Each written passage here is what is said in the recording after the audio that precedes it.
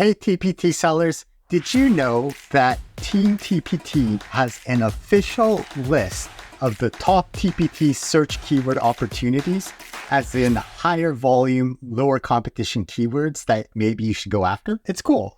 So if you search up TPT seller blog on Google, it's probably the first result. And if you go to their blog, eventually you'll see a post that says something like, what are teachers searching for on TPT in November and December? If you click on data and growth up here, I can see they have a post here about search trends on TPT in August, September, and October. It looks like this blog post focused specifically on keyword opportunities. And they say that the search terms below had a relatively lower number of results compared to how often buyers were searching for them in August, September, and October of 2023. But yeah, TPT gives us an official list of keywords to check out. And today we're going to do a deep dive to figure out how TPT comes up with this list of keywords, because some of the keywords on there have a lot of search volume and a lot of competition. For example, if I look at their November and December post and look for the top TPT search keyword opportunities, these are the terms with relatively lower number of results compared to how often teachers are searching for them. 114 on this list is Christmas, and there's no way Christmas is a low competition keyword. I'm going to spend some time analyzing and trying to get your feedback in terms of what we think TPT is doing. And I also just published a new product. It's free right now. If you have the ultimate bundle, it is TPT seller tip number 18, and the Google sheet that I used today is available for download right now. So you can dig in and try to find your niche unicorn for your specific grade or store. My name is Mike Fuchigami. I am the host of the SEOTpreneur YouTube community. This video is for TPT tadpoles and TPT hamsters, because we're trying to figure out how to get more eyeballs onto our product pages. And if we can find these higher search volume, lower competition keywords, they're like mythical unicorns. They're hard to find, but they can lead to sales because the demand exists for those products, but the platform isn't providing a lot of choice for the teachers. If you are brand new to TPT, I don't suggest going to the list of keyword opportunities and picking a resource. I can make this and I can make that, because then your store becomes very fragmented. And if you want to win in the long game, you've got to build that brand. And we build trust through consistency, providing excellent resources, showing that we have expertise in our niche area, demonstrating authority in the subject matter, and that builds trust, EEAT. But TPT tadpoles and TPT hamsters, when you look at this list, this is for inspiration, or it lets you know that you're on the right track. So for example, I'm creating a new grammar line, and as I was doing the analysis for this episode, I came across a couple of keywords where I thought, yeah, I'm making that resource. I just published a resource about compound sentences. But the real question is whether compound sentences are actually a niche unicorn. Do they have higher search volume with lower competition? And that's what we're going to look at today. Before we go any further, I think we have to give a shout out to Team TPT. Whoever is behind the data section of the TPT blog, thank you very much. You're giving us insights into the market. And I know lots of TPT sellers will be disappointed or grumpy when they look at the data and they scroll down to the list and they look for top search terms for pre-K and kindergarten. There's Christmas. But if you're in this niche, you know you're not going to rank for those keywords because these are highly competitive keywords. But we know teaching is seasonal. So if I see Thanksgiving coloring pages here and Christmas is a keyword, I can combine that to make a longer tail keyword and say Christmas coloring pages or Christmas alphabet coloring pages. It gives me a sense of what teachers are looking for. And that's really important as a TPT seller, because I've come to realize that I create awesome resources that teachers aren't looking for.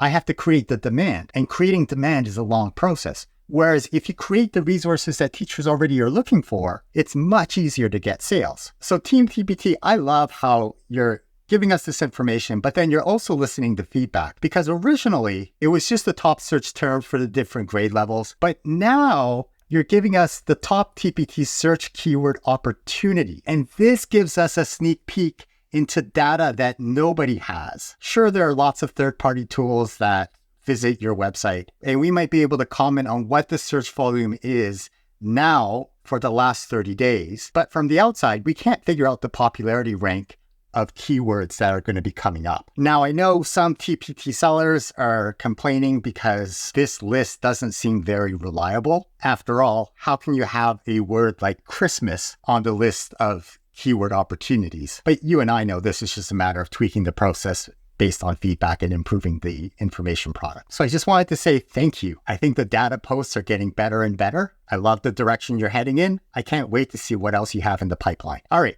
TPT sellers, let's look and figure out if that list that TPT gave us are actually keyword opportunities. I'm going to go to the TPT search keyword opportunities checker because we're going to check the data behind that list. It's free right now. Please make sure to grab it today because when I release products, they're usually free or heavily discounted at the beginning. Recently, I published this one-click product description assistant AI tool. It was free. 130 people got it. Hopefully you did as well. And now it's $17. Obviously, don't spend $17 to get this resource when you can get the ultimate bundle, which is a growing bundle of all the tips and tricks on this store for only $10. But anyway, I'm going to download this TPT keyword opportunity checker. Let's open up the PDF. Let's click the link to get the latest version. We'll make a copy into Google Sheets. And then I'm going to click on this real TPT unicorn finder. So what I did last night was I took all of the keywords from this list of top TPT search keyword opportunities. So ribbon height ornament, secret Santa questionnaire, Christmas light bulb template, and I put them into this Google Sheet. Ribbon height ornament, secret Santa questionnaire, Christmas light bulb template. So if you went to TPT and you searched up ribbon height ornament, you would see there are 102 results. The top resource has 49 reviews. And if I scroll down all the way to the bottom, the last resource has no reviews. So in Google Sheets, I typed in 102 resources for ribbon height ornament. The last resource has 0 reviews. I have a secret panel here above the letter G. I'm going to hit that plus sign. And I can see that for ribbon height ornament, the first result had 49 reviews. And just for fun, I added up the number of reviews for all the products on the first page. So 49 plus 130, plus 25, plus 17, etc., divided by 24 because there are 24 resources on a search page. And I figured out the average number of reviews. Why care about the number of reviews? It's a proxy for sales. So I have no idea how many times this resource has sold, but I know it's at least 49 times, and it's probably 20 times that depending on your review rate. For simple math, it's 50 reviews times 20. So that's 1,000 people who have bought that resource. And if I'm just competing on units sold alone, I'd have to have a resource that sold 1,000 times to compete. Obviously, TPT SEO is more complicated than that, and now there's more of a sales psychology component to TPT search. But it's not just the number of resources on a page. It's also how many reviews those resources have, because we're trying to figure out whether we can rank on that first page. That's the goal of TPT SEO, getting your product onto the first page so that it gets seen by people looking for those search terms. Now, for funsies,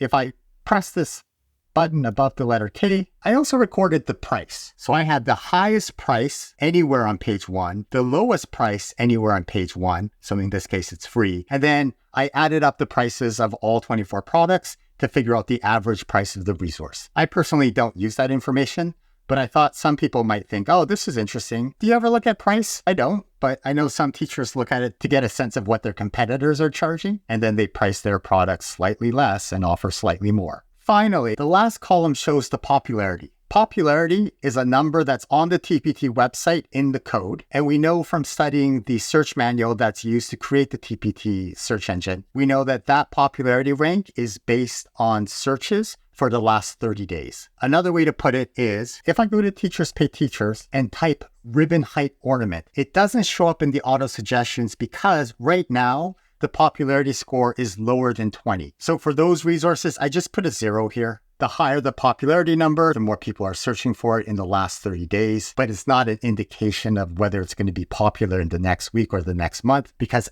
teaching is very seasonal. And if I scroll all the way down here, you can see I did this for all 300 keywords. Let's have some fun. I'm trying to figure out what the cutoff was when TPT made that list. How many resources do they consider to be low competition? If I sorted descending, number 213 on the list was Christmas activities with 200,000 resources. Christmas by itself has 300,000 resources. I thought there would be a clear cutoff, like resources under 25,000, but that's not the case. Part of me was also curious about how popular resources are. I know from other experiments that the smallest popularity number is 20. I'm going to sort this by popularity. And I can see that right now, Thanksgiving is the most popular keyword with a popularity score of 4,697 in the last 31 days. It's kind of crazy that Christmas already has a search volume of 1248 in the last 30 days. But if I scroll down this list, there are a bunch of keywords that currently have a popularity of 0, like Secret Santa questionnaire or Christmas light bulb template, but those show up right at the top of this list. And that makes sense. TPT is using historical data from November and December of last year, so they know what people were searching in November and December. The popularity score that we can get from the TPT website, and that's what other third-party keyword tools are using, that's based on the last 30 days of search volume. So the popularity score here is measuring something different from what TPT is using to make this list. But I can't figure out what the cutoff is for number of resources. Part of me thinks, for example, Christmas math has a search volume of 75,000. Now, when I search it on November 1st, I get 66,000 results. If I search it again, I get 66,000. If I search again, yeah, okay. So sometimes you get different numbers, even on the same day. I've seen that happen, and I think sometimes that might be A and B testing. They're trying out different search algorithms. But see, 66,000 seems like a lot of competition. For context, if I do a search with no keyword, we can see there are 10 million results in their database. So compared to 10 million, a keyword of 66,000 is a lot smaller. But 66,000 isn't small enough that I would consider it a low competition keyword. And then I got to thinking, when you click in the search bar, it gives you this tip. Use quotes to only see results with that exact phrase. Example, exit ticket. So if I search for Christmas math in quotes for that exact phrase, then there are only 9,500 results. I wonder when TPT came up with this list, maybe when they queried the database, they looked for exact matches with the keywords like Christmas math. But as TPT sellers, we know that people aren't looking for exact matches. They're going to look for Christmas math. They're not going to put the quotation marks in the search. And that's how we get the actual search volume of 72,000.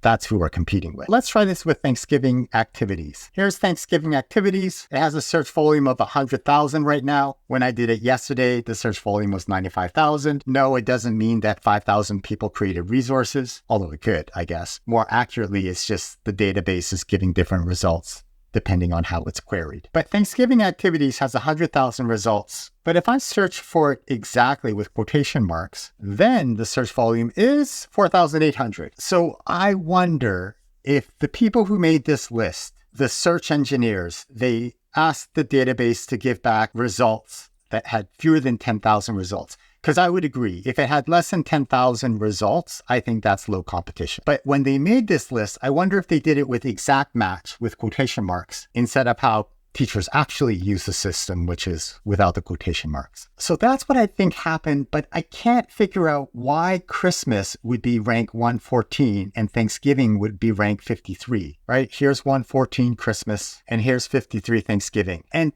part of me wonders if this is a copy-paste error. So maybe the search engineer who did the search got the results and they sent this list to the person who wrote the blog post because they're different people. And the person who wrote the blog post, maybe when they were formatting this list, maybe there was a word that accidentally got cut out.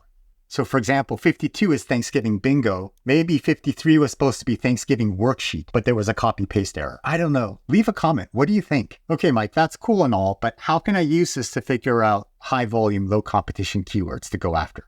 All right. Here's how you do it. I'm going to get rid of this sorting. And in fact, I'm going to sort up. So I have a list here of all the keywords. And I'm going to assume that if it's one of these 300 keywords, that they're higher volume. I'm going to completely ignore this popularity score because that's not reflective of the popularity that it's going to be in November or December. In fact, I'm even going to hide this column. All right. So I might say something like, you know what? I want to go after keywords that have fewer than 10,000 resources. So that up here in this maximum section, because it says maximum, so I can write here 10,000. And what this does is it shows me keywords up to 10,000. Now, not only do I want to go after keywords that have less than 10,000 resources, but if that last resource on page 1 has 242 reviews, I'm not going to get 242 sales with a brand new resource. So I'm going to sort it by number of reviews. Now I can see keywords that have few reviews at the bottom of the search page. Stocking template kind of looks awesome. Sure, it had a rank of 299 in that list, but the last resource on that first page has no reviews. I can compete with that. Maybe you want to narrow down your search for a season like Christmas.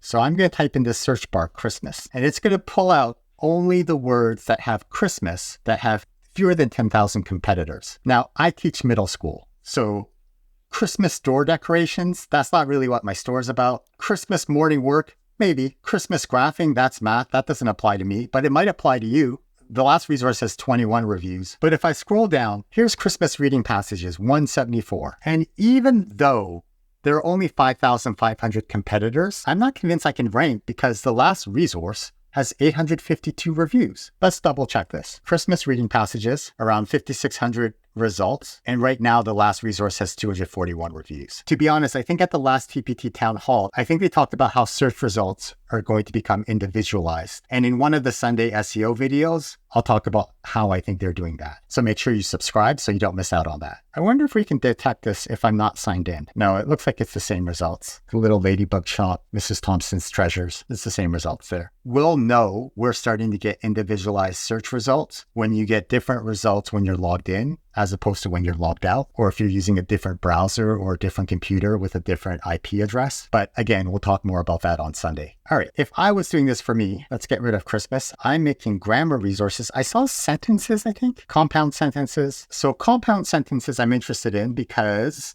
fewer than 10,000 resources and the last result only has 25 reviews. So I think I can compete with that. I think there were words like nouns. So proper nouns anchor chart is interesting to me. Yes, I make grammar resources, but this is something more for elementary. So if I taught elementary, I would absolutely go after this. I would make a proper nouns anchor chart resource. What we can't tell from this list of 300 keywords is what grade level it's for, but I could copy this word, go to the blog post. I could go Control F to search, and I could see whether nouns, let's just search for nouns. So I could see if nouns show up in a different list. And by the way, when you search in Chrome, it shows a little line where that search term is. So I'm going to scroll all the way up here. Nouns was a search term for elementary, so first to fourth. So knowing that, proper nouns anchor chart, if you teach grade 1 to grade 4 and you're a new seller and that's in your niche, I would definitely create that resource. Subject verb agreement. I see 4,500 resources, so there's not a lot of competition. I see 169 reviews on that last resource, so it makes me pause.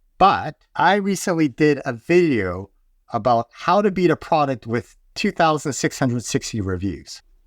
And in that case, I think if you got into the top 100 resources and your product was attractive enough, I think with dynamic re-ranking, you could eventually make your way up to the top of page 1.